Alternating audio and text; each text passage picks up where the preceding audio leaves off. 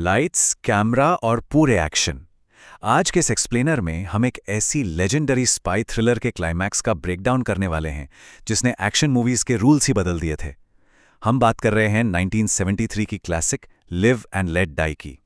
एक film critic के नजरिए से आज हम डीकोड करेंगे कि कैसे इस मूवी का फिनाले सस्पेंस, एड्रेनलिन और प्योर थिएट्रिकल केओस का एकदम परफेक्ट ब्लेंड है।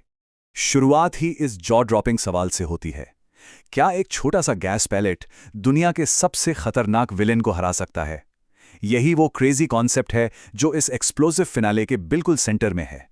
लेकिन इस एक माइंड ब्लोइंग मोमेंट तक आने के लिए नैरेटिव जिस तरह से बिल्ड होता है वो मास्टर क्लास पेसिंग का एक ब्रिलियंट एग्जाम्पल है। तो चलिए सीधे चलते हैं इस अल्टीमेट स्पाई क्लाइमैक्स के हार्ट में।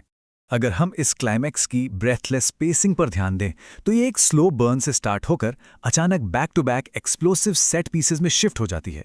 जैसे ही वो एक्सप्लोसिव्स फील्ड्स को डिस्ट्रॉय करते हैं, समझ लीजिए एक चेन रिएक्शन शुरू हो चुकी है। उसके बाद एक्शन लिटरली रुकने का नाम ही नहीं लेता।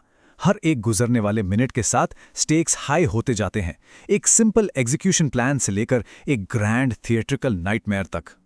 अब बात करते हैं विलेंस और उनके उस थिएट्रिकल केओस की। यहाँ स्पाई मूवीज का सबसे बड़ा और क्लासिक कॉन्ट्रास्ट देखने को मिलता है। एक तरफ अपना बॉन्ड है जो हमेशा काम, कूल, रिसोर्सफुल और हर सिचुएशन में एक स्टेप आगे रहता है, और दूसरी तरफ है कनांगा और सेमेडी जैसे विलेंस जिनकी एनर्जी पूरी तरह से केओटिक और डेस्परेट है। एक फिल्म क्रिटिक होने के नाते एक थॉट जरूर आता है कि कनांगा सीधे गोली क्यों नहीं मारता, ये इलैबोरेट डेथ ट्रैप्स क्यों बनाता है। असल में यही थिएट्रिकल फ्लेयर इन विलेंस की सबसे बड़ी वीकनेस और उनका सिग्नेचर स्टाइल बन जाती है। फील्ड्स डिस्ट्रॉय होने के तुरंत बाद ही टेंशन एक अलग लेवल पर चली जाती है। बॉन्ड और समेडी के बीच एक एक्सट्रीम फिजिकल फाइट स्टार्ट होती है। और दोस्तों, ये कोई आम फिस्ट फाइट नहीं है, ये प्योरली सर्वाइवल की एक ब्रूटल बैटल है।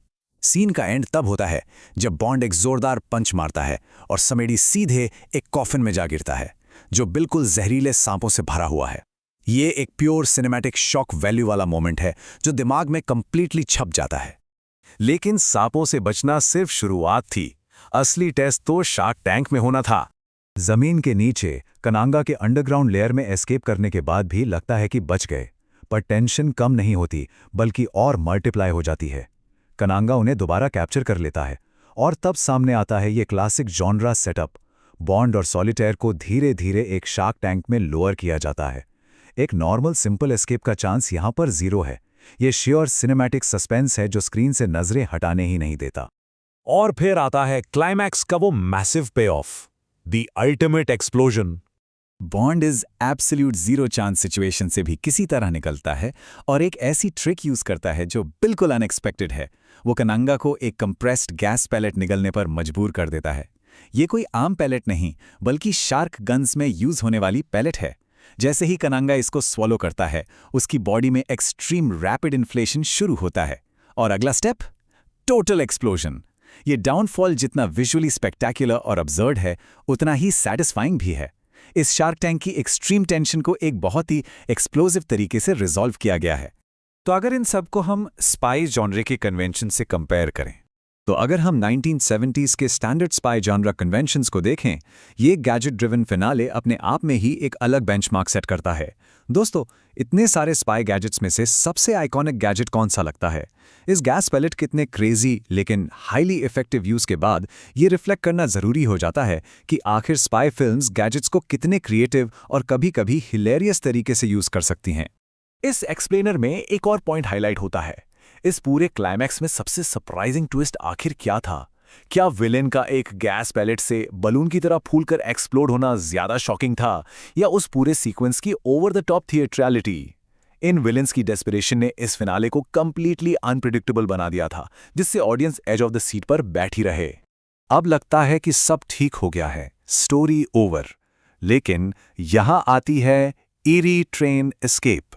लेटर बॉन्डी और सॉलिटेयर को न्यूयॉर्क जाने वाली एक ट्रेन में बिठा देता है। टेंशन लो होती है, आराम का सांस लेने का वक्त मिलता है, पर सिर्फ और सिर्फ कुछ सेकंड्स के लिए। उस क्लॉस्ट्रोफोबिक ट्रेन के अंदर टी ही स्नीक इन कर चुका है। वो एक स्टेल्थी असैसिनेशन अटेम्प्ट करता है, लेकिन बॉन्ड तो अपनी कूल स्वैग में है। वो तुरंत उसके मैकेनिकल प्रोस्थेटिक आर्म के वायर्स कट कर देता है और उसको सीधे खिड़की से बाहर फेंक देता है। अब तो लगता है कि स्टोरी बिल्कुल एक सेफ क्लोज पर आ चुकी है, राइट? रॉन्ग। मूवी एक ऐसे फाइनल शॉट पर एंड होती है जो लिटरली रोंगटे खड़े कर देने वाला है। ट्रेन के बिल्कुल फ्रंट पर एक हंसते हुए बैरन सिमंडी को दिखाया जाता है। ये एक ईरी हॉन्टिंग छिल छोड़ जाता है जो फिल्म खत्म होने के बाद भी रिजॉल्व नहीं होता। इतने मैसिव डिस्ट्रक्शन और एस्केप्स के बाद भी क्या सच में chaos खत्म हुआ?